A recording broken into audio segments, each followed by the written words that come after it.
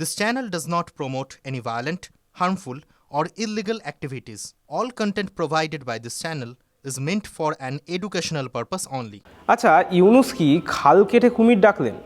৯০-এর দশকে আফগানিস্তান নিয়ে আমেরিকা রাশিয়ার দড়ি টানাটানি রুখতে পাকিস্তানের হাতে তৈরি হয়েছিল তালিবান গোষ্ঠী। এখন সেই তালিবানরাই সরকার তৈরি করে আসিম মুনির তথা গোটা পাকিস্তানের গলায় কাঁটার মতো বিঁধে রয়েছে।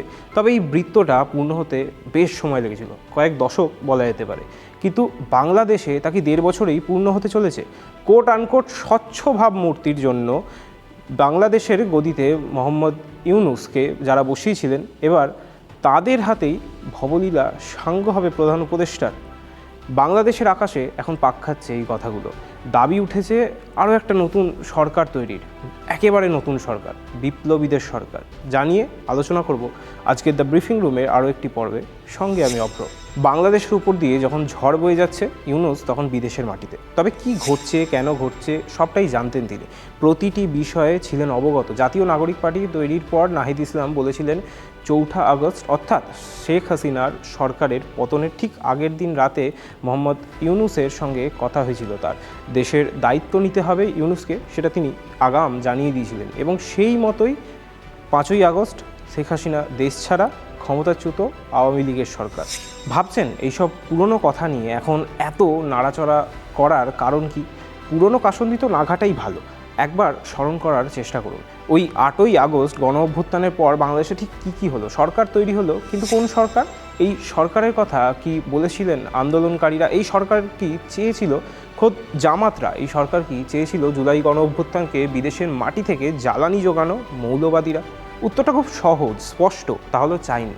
তাহলে ঠিক কী চেয়েছিল তারা? বিপ্লবী সরকার। জুলাই গণ অভ্যুত্থান কি তাহলে বিপ্লব ছিল না? বাংলাদেশের অন্দরে পাক খাওয়া নতুন গুঞ্জনকে কাচের মতো স্বচ্ছ করে তুলে ধরতে একটু তাত্ত্বিক প্রসঙ্গ টানা প্রয়োজন। অন্তর্বর্তী সরকার গঠনের পর বাংলাদেশের একাংশের বুদ্ধিজীবীদের মধ্যে একটি বিষয় নিয়ে তুমুল বিতর্ক চলছিল। তা হলো জুলাই আন্দোলন গণ অভ্যুত্থান নাকি বিপ্লব। কিন্তু এই দুইয়ের মধ্যে ফারাকটা কোথায়? গণ অভ্যুত্থান হলো অনিয়মের বিরুদ্ধে জাগরণ, স্বতঃস্ফূর্ত, ব্যাপক, যার ফলাফল বহমান সরকারকে তুলে ফেলে বা কখনো উপড়ে না ফেলেও এমন একটা ব্যবস্থা কায়েম করতে পারে যা আগের ভুল ত্রুটিগুলিকে সংস্কার করবে। যে কথা গত প্রায় ১.৫ বছর ধরে বারংবার ফিরে ফিরে এসেছে। জুলাই আন্দোলনকে সংস্কারমুখী আন্দোলন বলেছেন খোদ উপদেষ্টারাই। অন্যদিকে বিপ্লব বিষয়টা অনেকটা ভিন্ন, যা জন্ম নেয় গভীরভাবে প্রথিত সামাজিক ও রাজনৈতিক অসন্তোষ থেকে, যা সুপরিকল্পিত, যা আমূল পরিবর্তনের দাবি করে। হাতের কাছে প্রচুর উদাহরণ রয়েছে: চীন, সোভিয়েত ইউনিয়ন, ফিলিপাইন্স এবং ফ্রান্স। কিন্তু বাংলাদেশ নয়, কারণ অন্তর্বর্তী সরকার গঠন বিপ্লব নয়, অভ্যুত্থান। সেই ক্ষোভ ঘিরেই বাংলাদেশের অন্দরে নতুন করে এখন জন্ম নিয়েছে আরেক নতুন দাবি।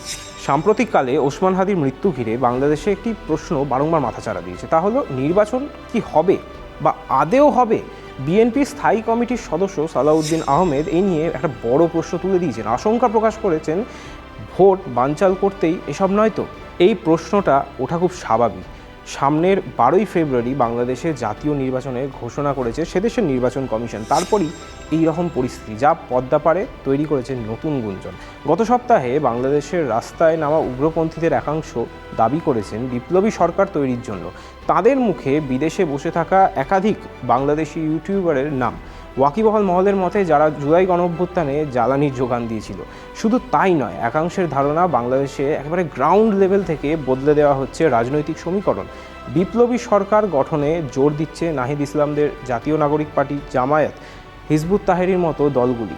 কারণ বিপ্লবী সরকারই তাদের কাছে একমাত্র পন্থা, যার মাধ্যমে বাংলাদেশের খোল নলচে সম্পূর্ণভাবে বদলে ফেলা সম্ভব।